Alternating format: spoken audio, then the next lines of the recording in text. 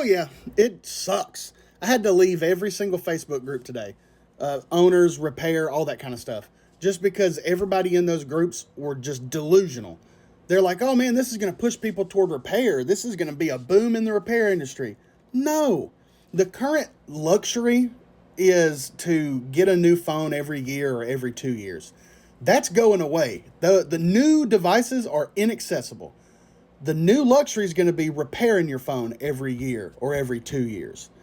I bring up to them that, no, why would they come and repair your stuff when they can just turn their phone in at any condition and get, full trade-in or, whatever, blah, blah, blah. And they're like, oh, well, people aren't going to do that because they're not going to take $300 for a phone that's worth blah. Yes, they will. Because they're not just getting $300 trade-in. They're getting a new phone that day. They get that dopamine hit. They get their problems fixed. They get all their data transferred, whatever.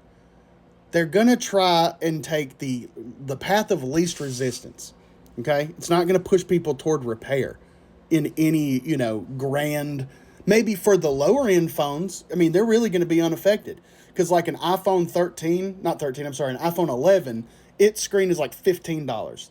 So even if it doubles in price, my price is only going to go up from 75 to 85.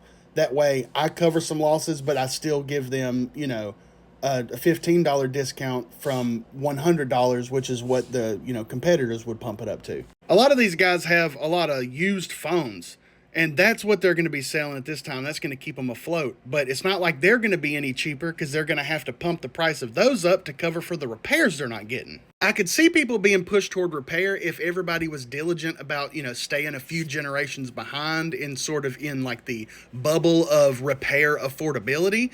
But, everybody's got to have the newest and the fastest and the best. So, people with the Z Fold 5 and 6 and people with the Ultra 24 and the 16 Pro Max, those parts are going to be $700 to $1,000 before you even tack on taxes and labor.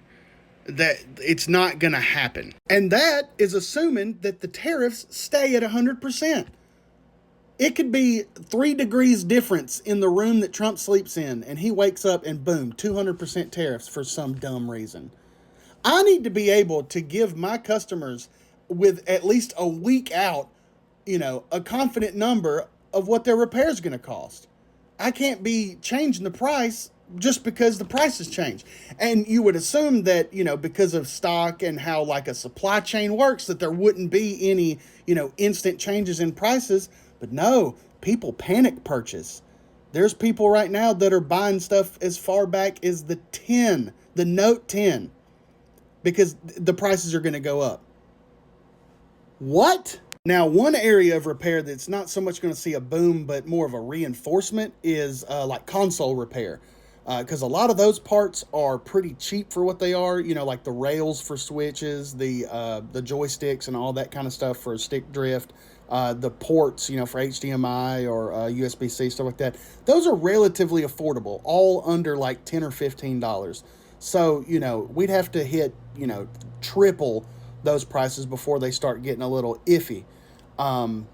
But the consoles themselves, like the Switch 2 being inaccessible, is gonna, have people maybe even buying broken switches and trying to get you to fix them up, which, now that I think about it, would probably be a really good idea, is to buy some broken switches and sell them. It's like, hey, you can't get the Switch 2?